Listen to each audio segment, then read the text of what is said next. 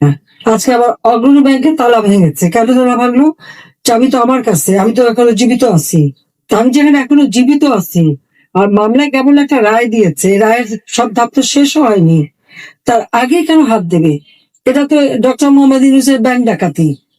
সে লোক দিয়ে ব্যাংক ডাকাতি করছে, সেখান থেকে সব সোনাদা বের করে এত বড়ি, আমরা হ্যাঁ বড়ি তো থাকবেই।